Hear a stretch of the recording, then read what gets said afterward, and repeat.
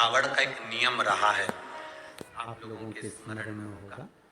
जितने भारत के भूमि के विश्व के लोग जितनी कथा कावड़ शिव महापुराण की कथा तिल्दा नेवरा में चल रही है, इसमें हम सुनेंगे कि कावड़ का नियम क्या होता है। कावड़ का जल किस जगह पर रख दिया जाए लाकर थोड़ा सा कि जीवन में कभी संपदा की कमी ना हो जिंदगी।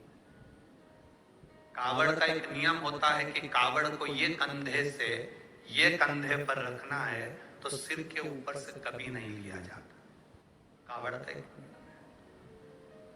कावड़ को इस कंधे से इस कंधे पर लाना है तो सामने से लाया जाता है, पीछे से लाया जाता है और सिर पर से पार कर उसको वापस नहीं लाते, सिर पर से।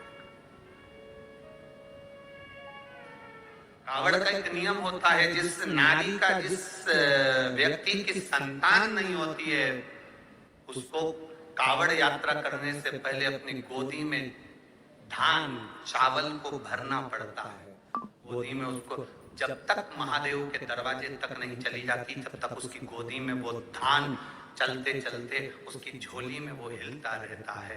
कावड़ का जल उसके कंधे पर रहता है और जब वो कावड़ जिसकी औलाद नहीं संतान नहीं, जब वो कावड़ का जल महादेव को चढ़ाती है तो पहले जल समर्पित करने के बाद फिर चावल के दाने बाबा के उस शिवलिंग पर समर्पित करती है कि बाबा मेरी गोदी में तू यहाँ तक लेकर आया है, ये गोदी खाली मत छोड़ना, मेरी गोदी भर देना, भले 25 साल हो गए।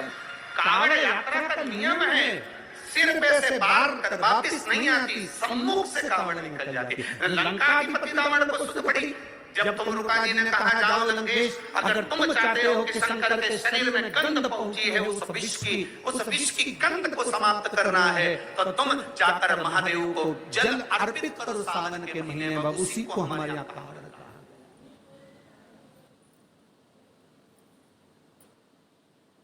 कि सबसे ज्यादा दूध श्रावण